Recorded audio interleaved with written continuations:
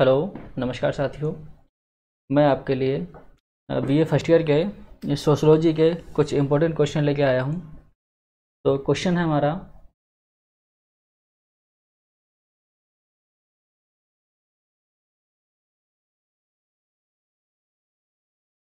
कि परिवार की परिभाषा दीजिए तथा सामाजिक नियंत्रण में परिवार का महत्व बताइए।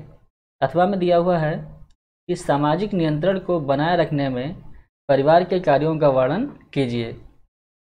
इसके बाद अथवा में और क्वेश्चन दिया हुआ है कि परिवार की अवधारणा स्पष्ट कीजिए। सामाजिक नियंत्रण में परिवार की भूमिका कर उल्लेख कीजिए। तो इसका आंसर है कि मानव समाज के संपूर्ण इतिहास में परिवार सामाजिक नियंत्रण का सबसे प्रभावपूर्ण अभिकरण रहा है। फूले का मत है कि परिवार एकमात्र ऐसा समूह है जो बालकों की मानसिकता और आदर्शों का निर्माण करता है। मतलब कूले ने क्या कहा, कूले का जो मत था उसने कहा कि परिवार एकमात्र ऐसा समूह है जो बालकों की मानसिकता और आदर्शों का निर्माण करता है। बालकों का पालन पोषण, संस्कृति की सीख तथा एक दूसरे को सहयोग देने की शिक्षा परिवार के ऐसे कार्य हैं जो किसी भी दूसरे मानव समूह द्वारा इतने प्रत्यक्ष तथा अनौपचारिक रूप से पूरे नहीं किए जा सकते। समाज के अस्तित्व की रक्षा करने वाले सभी कार्यों को पूरा करने का दायित्व परिवार का ही है। सभी विद्वान परिवार को न केवल सामाजिक संरचना की एक केंद्रीय इकाई मानते हैं, बल्कि सामाजिक नियंत्रण की व्यवस्था में भी इसके मौलिक योगदान का स्वीकार करते हैं। परिवार व्यक्ति की कुछ ऐसी आवश्यकताओं को पूरा करता है जो किसी भी दूसरे समूह द्वारा पूर्ण नहीं की जा सकती। यही कारण है कि व्यक्ति के व्यवहारों पर नियंत्रण बनाए रखने में परिवार सबसे अधिक प्रभावशाली सिद्ध हुआ है। इसके बाद हम देखते हैं परिवार की अवधारणा। तो इसमें है कि शाब्दिक दृष्टिकोण से अंग्रेजी का फैमिली शब्द लैटिन भाषा के फैमुलस शब्द से बना है। मतलब फैमिली शब्द जो है वो लैटिन भाषा के किस शब्द से बना है? फैमुलस शब्द से बना है, जिसका अभिप्राय है सेवा भाव। इस प्रकार यह कह सकते हैं कि परिवार जो है वो सेवा पर आधारित व्यक्तियों का समूह है। एक अन्य दृष्टिकोण से ये कहा जा सकता है कि परिवार का आधार विवाह है। मतलब दूसरा जो दृष्टिकोण है, दूसरा जो एंगल है, उसको हम कह सकते हैं कि परिवार जो है वो क्या है? विवाह का आधार है। ठीक है ना? क्योंकि पति पत्नी तथा उनकी संतानों के स्थायी तथा अस्थायी संगठन को परिवार कहते हैं। क्लेयर के अनुसार देखते हैं, परिवार से हम संबंधों की वह व्यवस्था समझते हैं जो माता पिता तथा उनकी संतानों के मध्य पाई जाती है। आगबर्न निमकॉफ के अनुसार परिवार लगभग एक स्थायी समिति है जो पति पत्नी से निर्मित होती है, चाहे उनके संतान हो अथवा ना हो, जिससे एक पुरुष या स्त्री अपने बच्चों के साथ रहते हैं। इसके बाद मजूमदार के अनुसार कि परिवार ऐसे व्यक्तियों का एक समूह है जो एक ही छत के नीचे निवास करते हैं।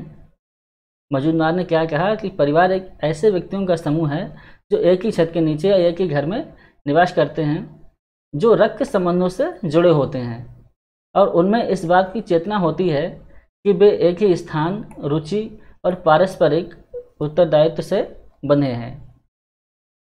इसके बाद में परिवार में कह रहा है कि सामाजिक नियंत्रण के एक प्रमुख साधन अथवा अभिकरण के रूप में अथवा सामाजिक नियंत्रण में परिवार की भूमिका क्या क्या है उसको हम देखते हैं।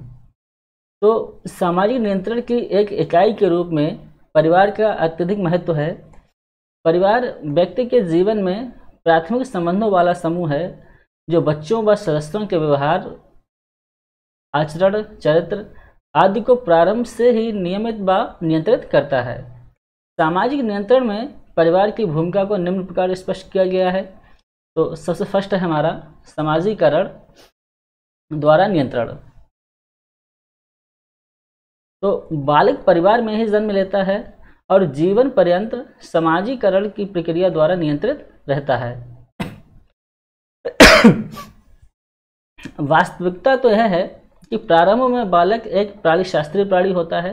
प्रारंभ में जो बालक होता है वो कैसा होता है, एक प्राणी शास्त्रीय प्राणी होता है, किंतु परिवार के संपर्क में आते ही वह प्राणी शास्त्रीय ये प्राणी से सामाजिक प्राणी में परिवर्तित होना प्रारंभ करता है। मतलब जैसे जैसे जो बच्चा है, जो बालक है, वो मतलब समाज के संपर्क में आता है, ठीक है ना।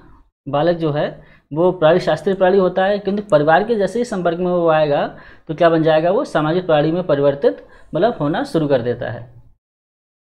जन्म के साथ ही बालक को माँ के संपर्क में रहना पड़ता है और माँ के द्वारा ही उसकी भूख, प्यास आदि की व्यवस्था की जाती है।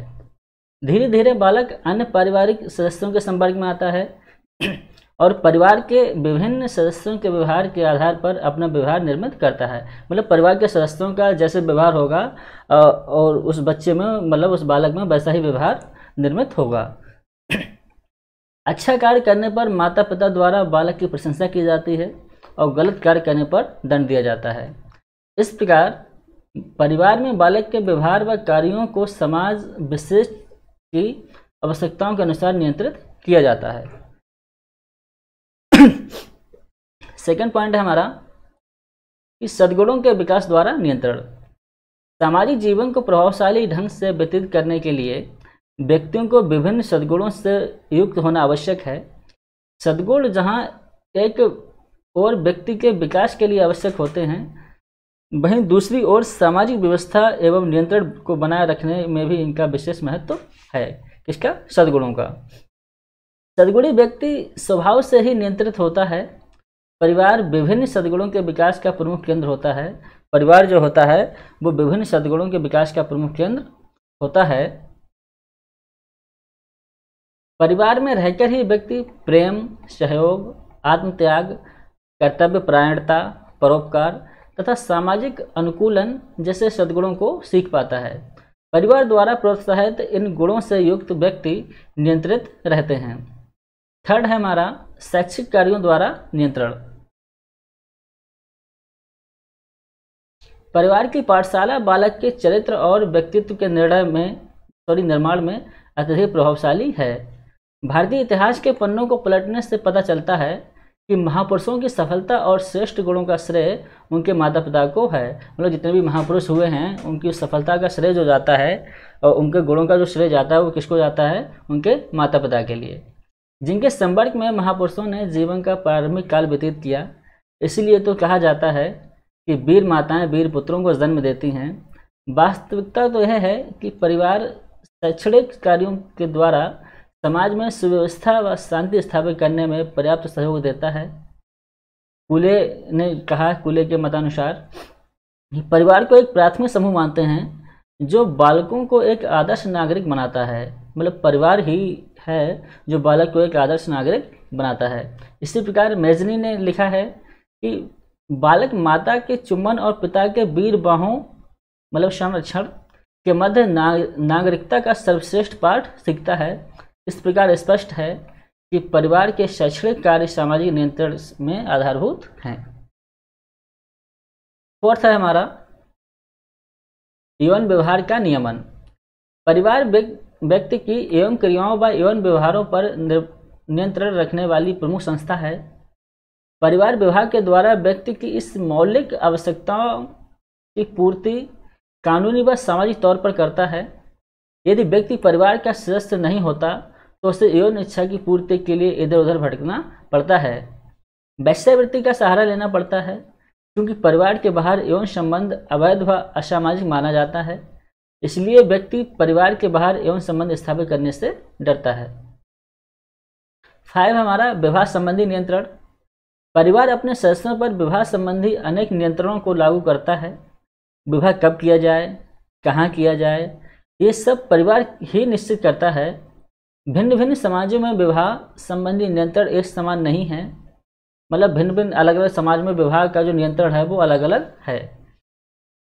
उदाहरण के लिए हम लोग देखते हैं कि हिंदू समाज में विवाह संबंधी रीति रिवाज मुस्लिम समाज के विवाह संबंधी रीति रिवाजों से पर्याप्त भिन्न है, मतलब अलग अलग है।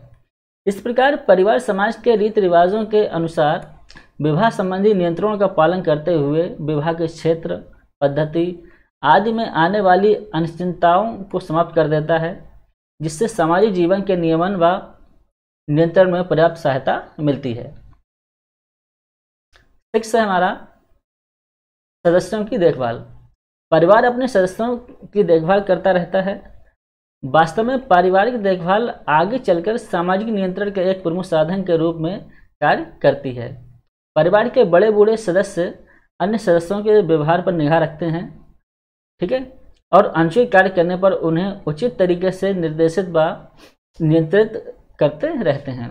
उदाहरण के लिए, यदि परिवार का कोई लड़का गली मोहल्ले में देर रात तक घूमता है तो माता पिता, दादी या बाबा उसे समझाते बुझाते हैं और भविष्य में उचित व्यवहार करने को प्रेरित करते हैं।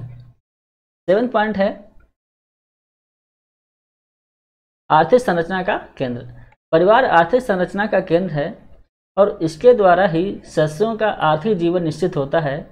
परिवार का कौन सदस्य क्या कार्य करेगा, पारिवारिक संपत्ति का बंटवारा कैसे होगा, बड़े होकर व्यक्ति को कौन सा व्यवसाय अपनाना पड़ेगा आदि परिवार के द्वारा ही निश्चित होते हैं। मतलब ये सारी चीज़ें कौन निश्चित करेगा, परिवार ही निश्चित करेगा। इस प्रकार परिवार व्यक्ति की आर्थिक स्थिति को निश्चित करता हुआ उसे समाज में उचित स्थान प्रदान करता है। परिणाम स्वरूप सामाजिक जीवन में आने वाली अनिश्चितताएं स्वतः समाप्त हो जाती हैं। सरल व छोटे समाजों में परिवार के इस कार्य का विशेष महत्व है। 8 पॉइंट है कि पारिवारिक नियमों एवं प्रतिबंधों द्वारा नियंत्रण। पारिवारिक नियमों एवं प्रतिबंधों का सामाजिक नियंत्रण में महत्वपूर्ण योगदान होता है। प्रत्येक परिवार के अपने कुछ नियम होते हैं जो व्यक्ति के आचरण को नियंत्रित करते हैं। मतलब व्यक्ति के आचरण को नियंत्रित कौन करता है, उसके परिवार के जो भी नियम हैं। इसके अतिरिक्त सदस्यों को कुछ प्रतिबंधों का भी पालन करना पड़ता है। ये नियम और प्रतिबंध सामाजिक संपर्क, ठीक है ना, खान पान, विवाह संबंध, पूजा पाठ, व्यवसाय आदि के संबंध में होते हैं। 9वां पॉइंट है हमारा पारिवारिक दायित्वों द्वारा नियंत्रण। प्रत्येक परिवार अपने सदस्यों की स्थिति अनुसार उनके दायित्व निश्चित करता है। दायित्वों के निर्धारण में स्त्री पुरुष का भेद, आयु एवं क्षमता को ध्यान में रखा जाता है। परिवार के सदस्य अपने उत्तरदायित्वों को पूर्ण करने में परस्पर सहयोग करते हैं। पारिवारिक दायित्वों को पूरा करने में व्यक्ति सामाजिक नियमों और कानूनों का पालन करता है। मतलब पारिवारिक जो भी उसके दायित्व हैं, जो भी उसके कर्तव्य हैं, उनको पूरा करने के लिए वो क्या करता है, सामाजिक नियमों का और कानूनों का पालन करता है। इस प्रकार सभी सदस्यों द्वारा दायित्वों का निर्वाह करने में सामाजिक नियंत्रण बना रहता है। 10वां पॉइंट है हमारा धार्मिक विश्वासों द्वारा नियंत्रण। प्रत्येक परिवार किसी न किसी धर्म में विश्वास रखता है और उससे संबंधित धार्मिक क्रियाएं संपन्न करता है। प्रत्येक धर्म से संबंधित अनेक विश्वास होते हैं। ये विश्वास परिवार के सदस्यों के व्यवहार, विचारों, क्रियाओं आदि को नियंत्रित करते हैं।